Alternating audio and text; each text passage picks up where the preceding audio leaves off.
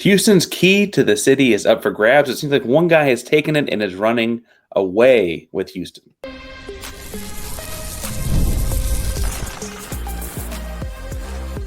You are Locked On Cougs, your daily podcast on the Houston Cougars, part of the Locked On Podcast Network, your team every day.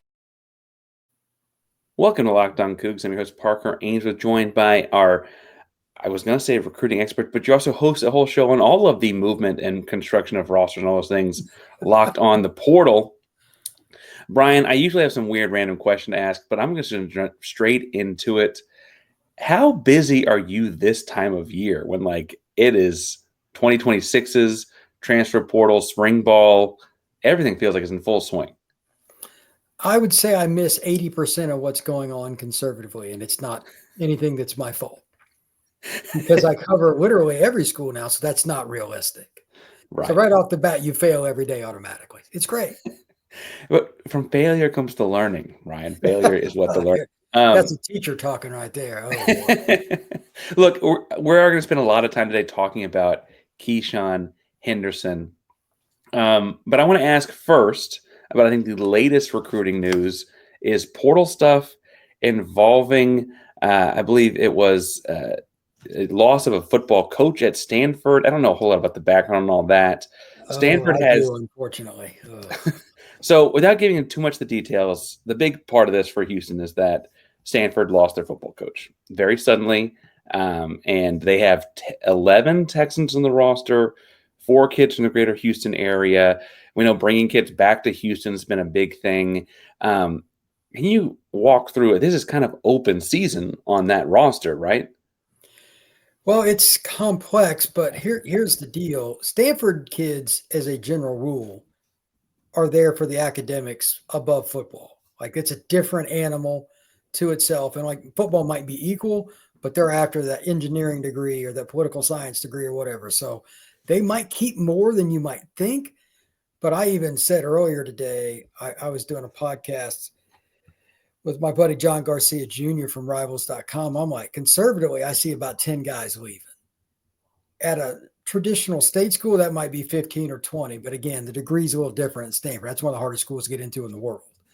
But yeah, you're right. You lose a coach in March, something's going to happen. I mean, it's not good, brother. So think about it this way. When the head coach leaves, usually that means the whole staff, blah, blah, blah. They're going to keep and do something probably in-house through this season. So that'll help save recruiting. And here's the other thing. Stanford doesn't do any form, zero, of early enrollment. So they all got to come in the summer. So some of those kids ain't there yet for them to talk to. I'd be more worried about the recruits if I was Stanford. Because when a coach leaves now, there's a 30-day window or some crap like that. I don't know all the rules, but that's concerning. And Stanford recruits more national just about than any other program. Maybe Duke or Notre Dame or Vandy. You could argue, but Texas, Florida, everywhere. So some of those kids may never make it to Palo Alto. It's really wild. So yes, to put it in perspective, there will be phone calls. It's ironic that you mentioned that. I actually ran into a coach the other day and he says, yeah, I got to go. I've got to go do transfer portal research. And this was just a random thing. Everybody's checking everybody else's roster. So if a kid does go into the portal, they're already advanced scouting that individual. Is he a good person? What's his best attribute? The whole 9 yards. It's never ending.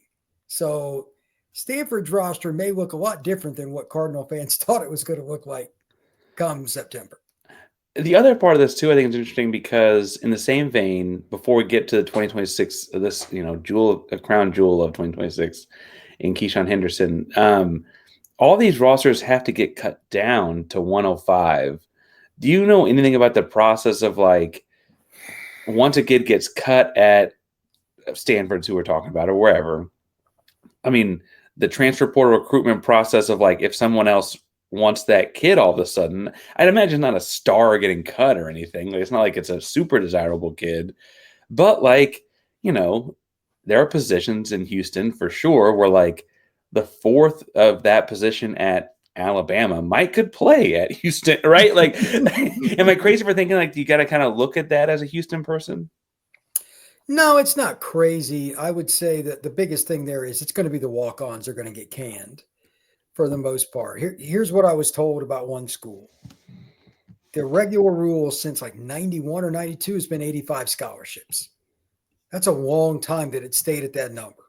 Well, it's going all the way up to 105, but you can't have walk-ons. So it's like convoluted because everybody wants to use the walk-ons for practices and stuff, and they don't want to beat up their guys. Well, you say, oh, well, you just get more scholarship guys.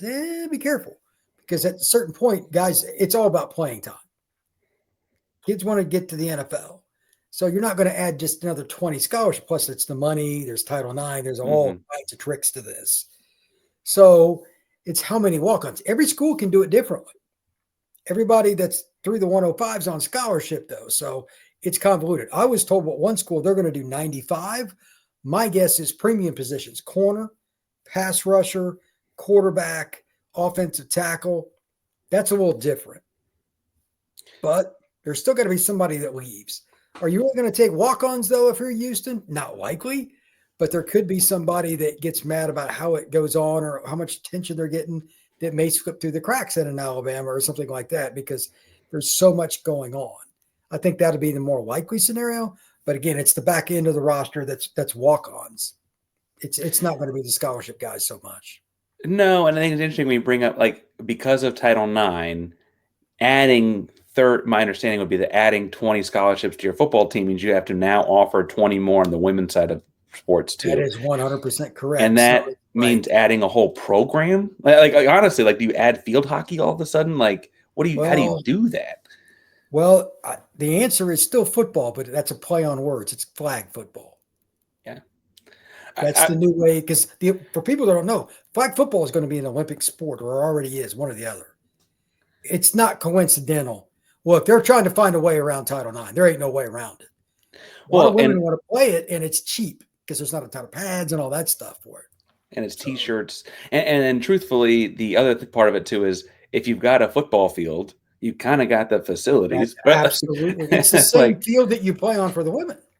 It's the same deal. If you want it to be, you can play it on another one, but you already have it. So, yeah, they're looking for ways around Title IX. 100%. So what I hear is that Houston could be a big-time flag football school. That's what I'm hearing.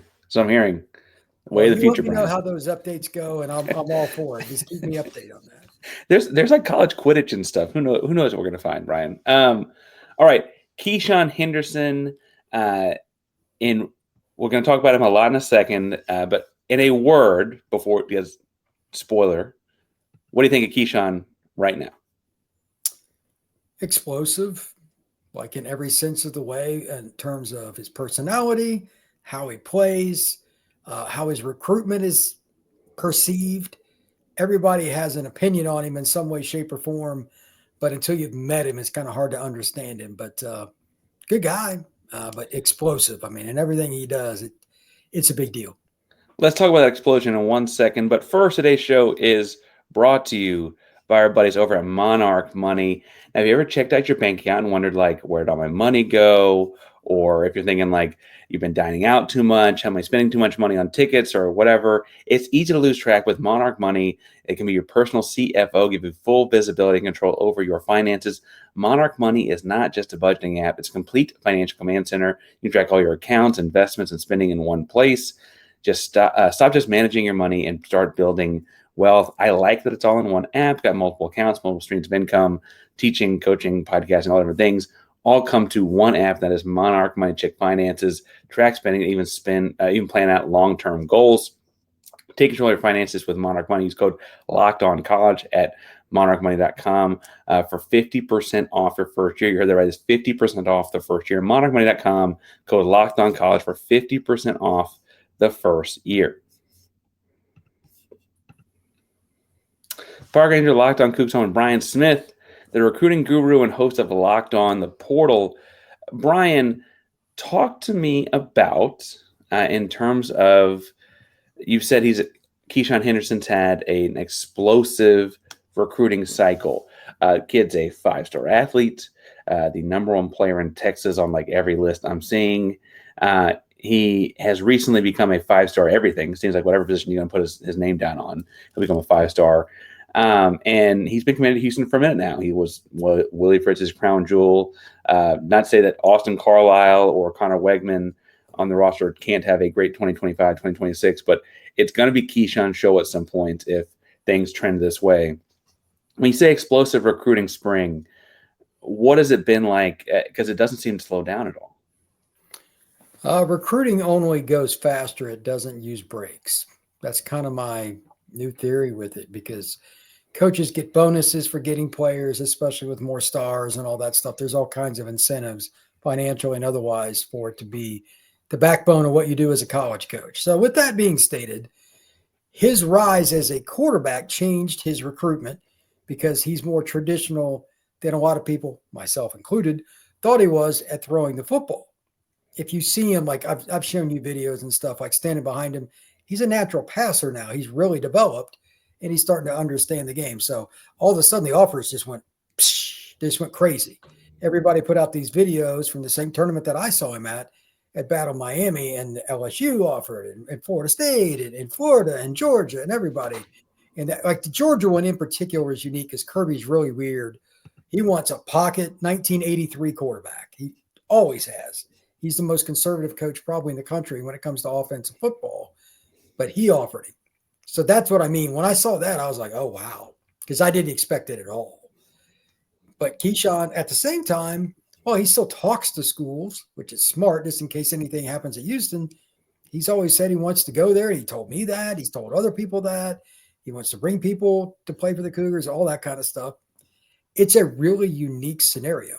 I enjoy kind of the thought of him being able – I don't know what he'll get around him. One of his teammates obviously committed to Texas A&M recently, and I'm sure they're trying to get him to recruit Keyshawn, all that kind of stuff. But it is what it is. But I think that he's a guy that can actually get some guys to go to Houston out of the high school ranks, and that's not easy to do. No offense to Houston, but it just doesn't have the same clout as some of the other programs in their areas. I mean, they're surrounded by A&M, LSU, and Texas, among others. That's rough. And we've seen Oklahoma come through too. I mean, it really. Oh yeah, I'm sure they would happily take his commitment right now. And you mentioned a thing that he said. So he's got a couple quotes. A couple I pulled from Dave Campbell's article on him. He's been written about a lot lately, because I think on top of being a really cool, interesting kid, very smart, bright, and a little quirky with things like the raccoon skin cat, but also like he's got some swag to him with things. He said, family, loyalty, the city, the people. I can go on and on. Just being able to be at the forefront of the class and bring in guys that I really want. I feel like my job is to help the program become better, and my job is not done. I'm making sure this is the best class Houston has had in a long time. Now, Brian, I don't mean to tell Keyshawn he's done, but if Keyshawn signs his name on the dotted line for Houston, it's probably already the best class Houston's ever, like, no matter what else is there. So when he says that, you mentioned it's hard to do. What are the difficulties in that? Like, what challenges arise in that? Because he's charismatic, he's really good, and he plays like the most important position in sports. I think it's just trying to get kids to buy into the fact that they can win. I don't think selling Houston is the problem. It's selling what's around you at Houston. In my opinion, out of all the major sports on the planet, football is the one that demands the most attention to everybody at least being good in the starting lineup. Not everybody has to be dominant. You know, there's always that role player, even in basketball, where one guy can dominate. You got to have a couple of role players here and there. There's different things.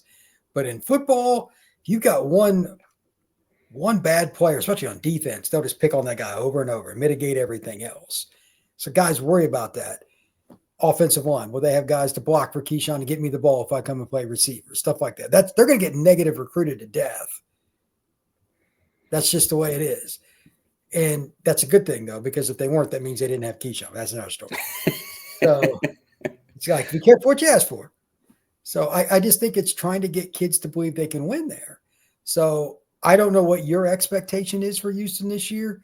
And this is blind, but based on the coaching staff, I would say winning 7 or 8 games is not out of the question. Of course, Big 12 is, my God, it's so brutal to pick any. Like Arizona State was literally picked 16th last year by the media.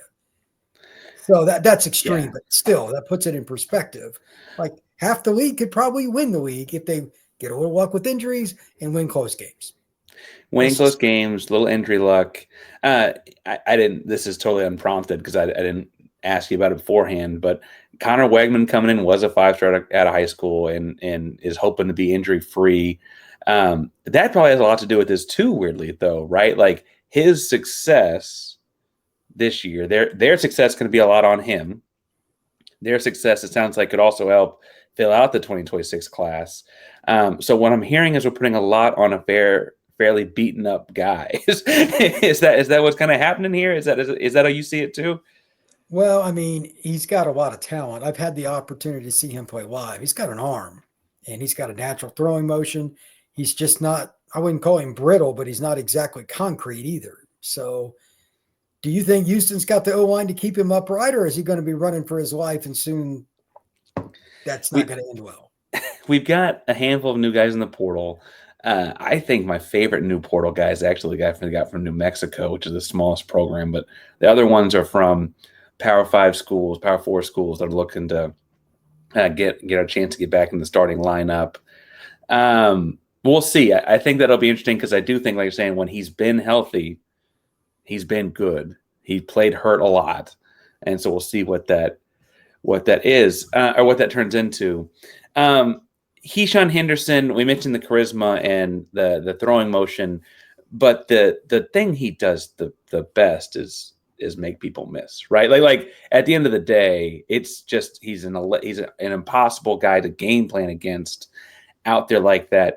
Do you get to see any of that in the 7-on-7 stuff he's involved in all summer?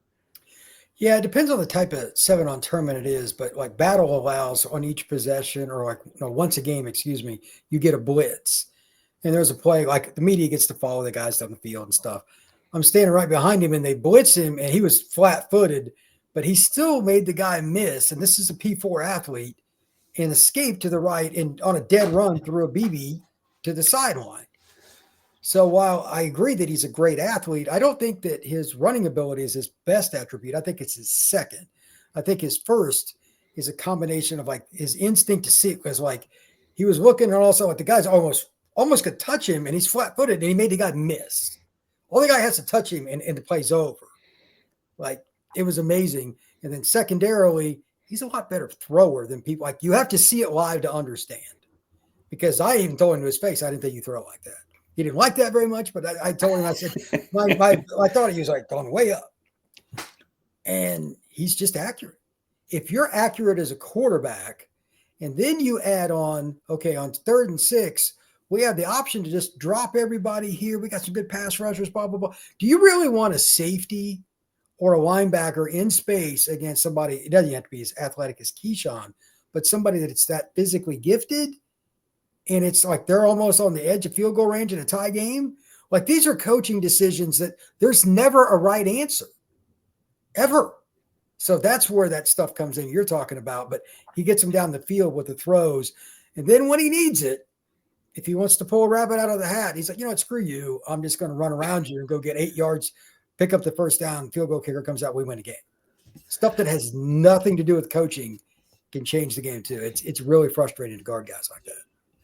Well, he's just I think he's easy to root for, just as a guy born in Houston myself. Like he represents the city very well, and he's been at basketball games cheering him on. He's been at football. He's been committed for a long time and still coming to a bunch of different recruiting events as kind of a way to like put his face like, I'm really coming, guys. And it really, I think, adds a lot of layers to what they do with this 2026 class, because when you start the class off with a guy like that, it's hard to not have high expectations, right? Yeah. I guess I want to ask one last thing, Brian, before we get out of here, and that is when you look at this summer, this spring, recruiting a guy like Keyshawn, 7-on-7 has become a big deal. It's a bigger deal now than it was 10 years ago. And if you ask me to bet on it, I bet in 10 years you're looking at being like the size of EYBL, AAU basketball. I don't think it's going down anytime soon, right?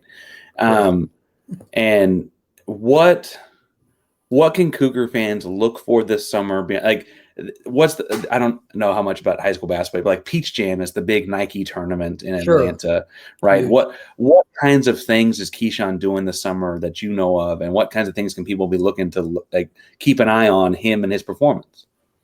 You just got to check his social media and anybody else that covers it.